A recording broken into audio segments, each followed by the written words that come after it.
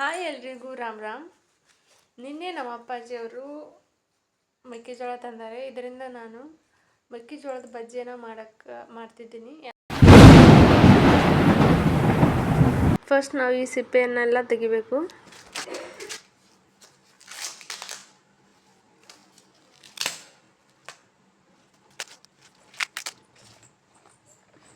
Clean ಮಾಡಿಕೊಂಡು next ನಾವು ಇದನ್ನು ಚಾಕುವಿನ ಸಹಾಯದಿಂದ ಕಟ್ ಮಾಡ್ಕೋಬೇಕಾಗುತ್ತೆ. ಪೀಸ್ ಈ ರೀತಿ ಮಾಡಿಕೊಂಡು ಈ ರೀತಿ ಕಟ್ ಮಾಡ್ಕೋಬೇಕು.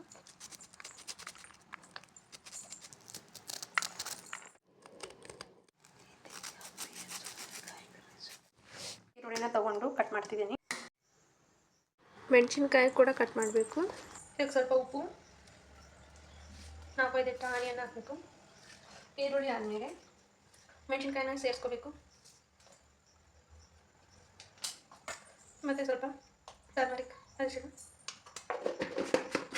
ಮತ್ತು ಸ್ವಲ್ಪ ಧನಿಯಾ ಪೌಡರ್ ಕೂಡ ಆ್ಯಡ್ ಮಾಡಬೇಕು. ಸ್ವಲ್ಪ ಖಾರ, ಮೈದಾ ಕೂಡ ಆ್ಯಡ್ ಮಾಡ್ಕೋಬೇಕು. ಸ್ವಲ್ಪ ಕರಿಬೇವು ಕೂಡ ಮೈದಾ ಆದ ನಂತರ ನಾವು ಹಸಿ ಕಡಲೆ ಹಿಟ್ಟನ್ನು ಹಾಕ್ತಿದ್ದೀವಿ. ಇವುಗಳನ್ನೆಲ್ಲ ಚೆನ್ನಾಗಿ ಮಿಕ್ಸ್ ಮಾಡಬೇಕು.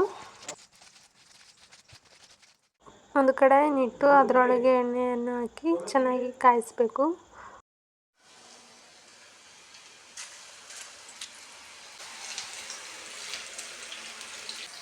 ಈ ಬಜ್ಜಿ ಮಾಡ್ತಿರೋದು ಫಸ್ಟ್ ಟೈಮ್. ನಾನು ಯಾವ ರೀತಿ ಇದೆ ಅನ್ನೋದನ್ನು ಇದಾದಮೇಲೆ ಹೇಳ್ತೀನಿ.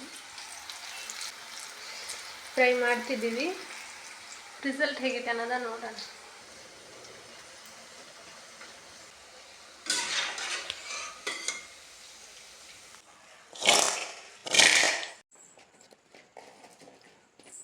ಫಸ್ಟ್ ನಾವು ಅಕ್ಕನ್ನೇ ಕೇಳೋಣ ಹೇಗಿದೆ ಅಂತ.